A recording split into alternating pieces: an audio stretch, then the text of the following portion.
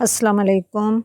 آج ہم ان دو فرشتوں کے بارے میں بات کریں گے جو اللہ تعالیٰ نے انسانوں کی شکل میں نازل کیے تاکہ لوگوں کو جادو سکھائیں۔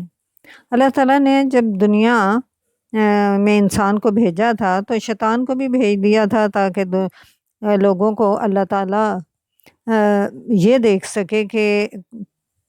کون شیطان کے بھٹکانے کے باوجود میرا سیدھا رستہ چنتا ہے۔ تو شیطان کے پاس تو اتنی طاقت تھی کہ وہ آسمان کی طرف چلا جاتا اور پھر کچھ سرگوشیاں وغیرہ سنتا اور پھر دنیا میں آ کے لوگوں کو بتاتا، اور جو شیطان کے دوست تھے وہ اس کی بات مانتے اور وہ پھر اپنی باتیں بھی منواتا، یعنی کہ وہ گندی باتیں جو کہ نہیں کرنی چاہیے وہ ان سے کرنے کو کہتا اور وہ لوگ کرتے، اور پھر وہ اپنا تھوڑا سا جھوٹ سچ ملا کے ان کو کچھ بتا دیتا ایسی باتیں تاکہ وہ لوگوں کو پھیلا سکیں کہ ہمیں وہ ہے جو ہے علم غیب ہے، اور وہ دوسروں کے اوپر جادو ٹونے بھی کر دیا کرتے تھے۔ اور اسی طرح سے جب حضرت سلیمان علیہ السلام کا دور حکومت آیا تو انہوں نے اللہ تعالیٰ نے انہیں مسخر کیا ہوا تھا جنوں پر، ہوا پر، پرندوں پر، جانوروں پر، ہر چیز پر۔ تو اب انہوں نے شیطانوں نے لوگوں کے دلوں میں یہ بات پھیلا دی یا وسوسہ ڈال دیا کہ یہ جو ہے حضرت سلیمان علیہ السلام یہ جو ہیں یہ جادو کے زور پر حکومت کیا کرتے تھے، جنوں پر بھی اور انسانوں پر بھی اور جانوروں پر بھی، یعنی کہ حضرت سلیمان علیہ السلام کو اتنا زیادہ جادو کا علم تھا کہ وہ ہر چیز کو اپنے قبضے میں کر لیا کرتے تھے۔ تو پھر جو ہے حضرت سلیمان علیہ السلام جو ہیں وہ تو جادو کے بہت زیادہ خلاف تھے۔ انہوں نے جادو منتر کو ختم کرنے کے لیے اور ایسی چیزوں کو ختم کرنے کے لیے یہ جو جادو ٹونے ٹوٹکے ہیں سب چیزوں سے جو ان کے پاس انہیں پتہ چلا، جس کے پاس اس کا علم ہے وہ انہوں نے یا بکس یا جو بھی جس صورت میں بھی تھیں وہ ساری چیزیں لیں اور ان کو ایک جگہ دفن کر دیا، اور جس جگہ دفن کیا اس کے اوپر اپنا تخت رکھوا دیا اور حفاظت کے لیے بھی جن مقرر کر دیے تاکہ وہاں سے کوئی نکال نہ سکے۔ اب ہوا ایسے کہ جب حضرت سلیمان علیہ السلام کی وفات ہوئی تو جو ہیں جادو کرنے والے جن وغیرہ جو شیاطین جن تھے انہوں نے ان لوگوں میں یہ بات پھیلائی کہ حضرت جو ہیں سلیمان علیہ السلام انہوں نے اپنی کرسی کے نیچے یہ ساری چیزیں یا اپنے تخت کے نیچے یہ ساری جادو کی چیزیں رکھی ہوئی تھیں، دبائی ہوئی تھیں، اسی وجہ سے ان کو اتنا اللہ تعالیٰ نے مسخر کیا ہوا تھا۔ اور یہی وجہ ہے کہ ابھی تک بھی مٹی میں دبا دیتے ہیں لوگ چیزیں اور کہتے ہیں کہ اس کے زور سے یہ سارے کام ہو جائیں گے، حالانکہ ایسا تو نہیں ہوتا، اللہ کے اذن کے بغیر کوئی چیز بھی نہیں ہو سکتی۔ اور اللہ تعالیٰ نے حضرت سلیمان علیہ السلام کی صفائی میں کچھ آیات نازل کی جو سورۃ بقرہ میں 102 آیت ہے، وہ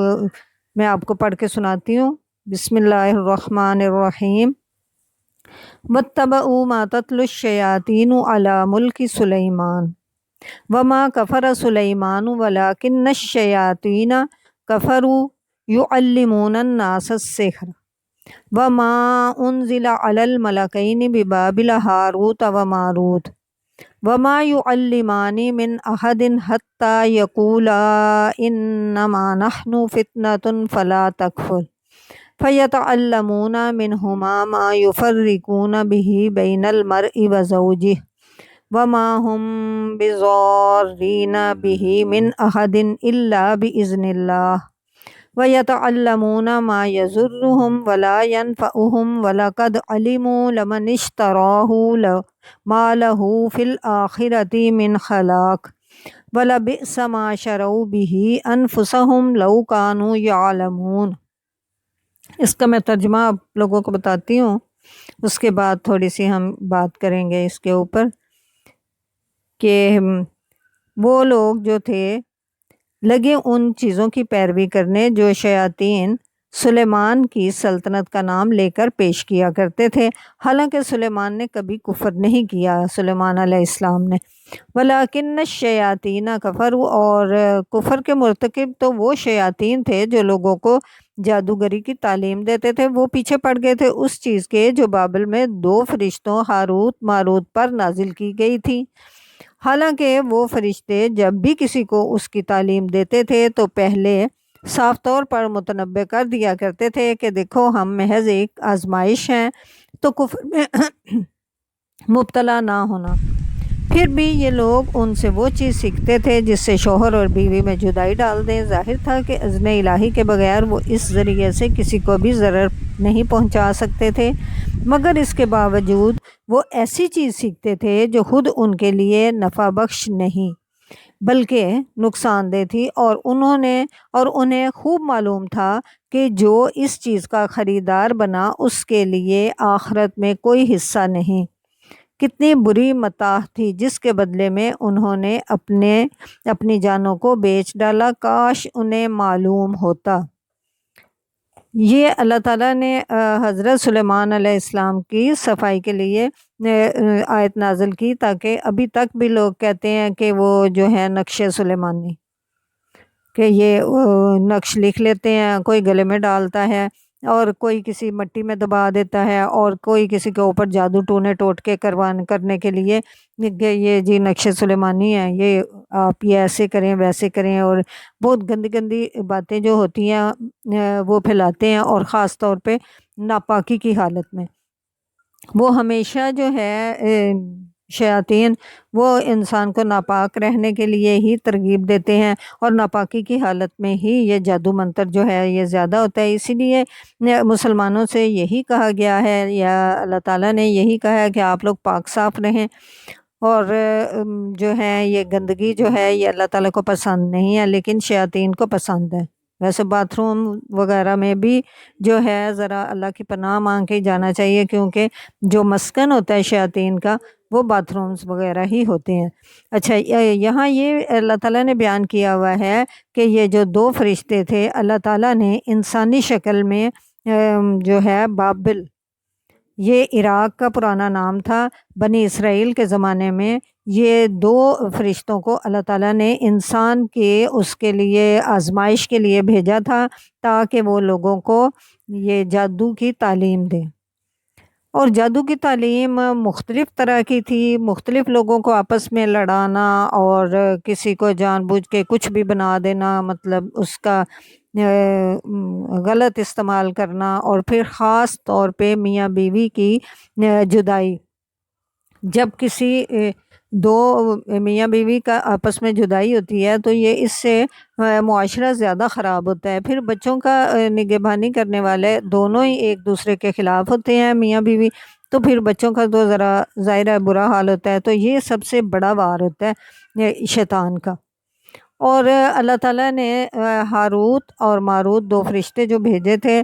وہ ان میں جو سب سے زیادہ وہ لوگ سیکھتے تھے وہ یہی علم تھا کہ میاں بیوی میں جدائی کروائیں۔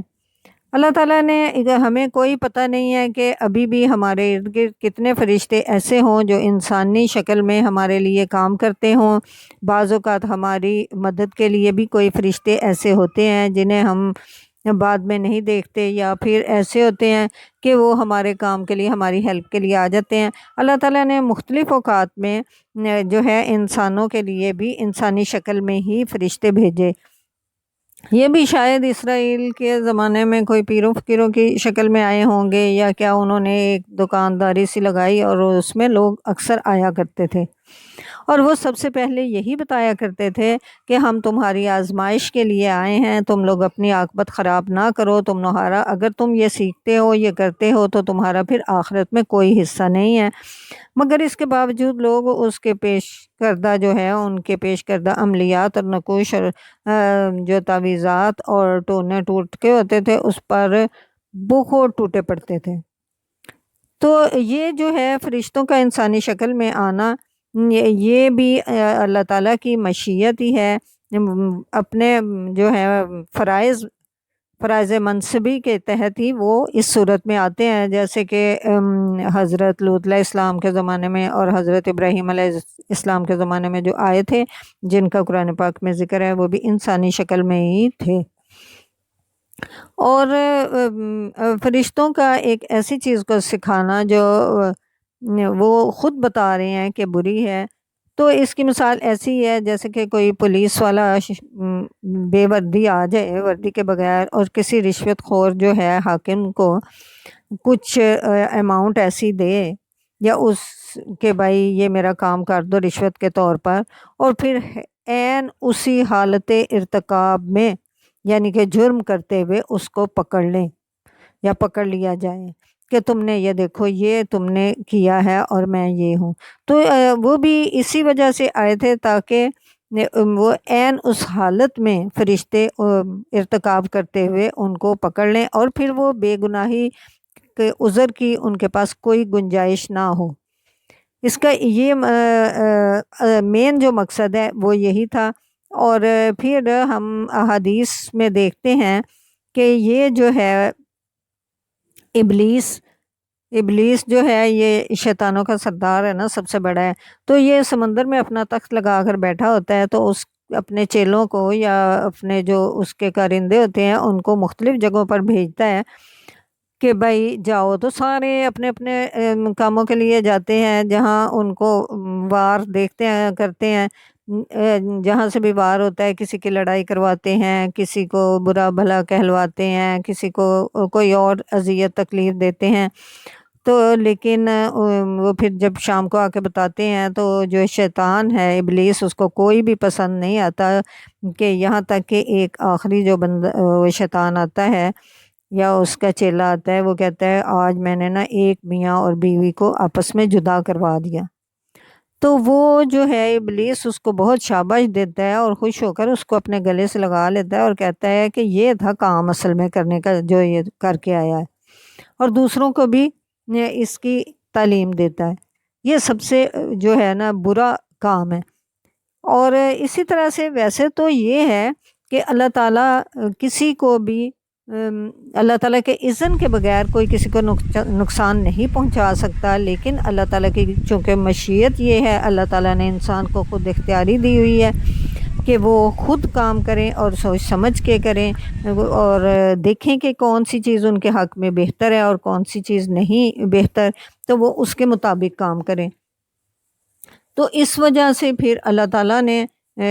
وہ جو ہے اللہ تعالیٰ ان کا جو جادو ٹوٹ کے جو اللہ تعالیٰ نے سکھائے ہوئے ہیں ان پر عمل کر کے ان کو ویسے مطلب ہیلپ کرتے ہیں تاکہ ان پر ٹوٹ کے ہو جائیں۔ لیکن اگر پھر بھی کوئی اللہ تعالیٰ کو ہی مانتا ہے تو پھر کوئی زیادہ یہ نہیں ہے کہ بھئی ان پر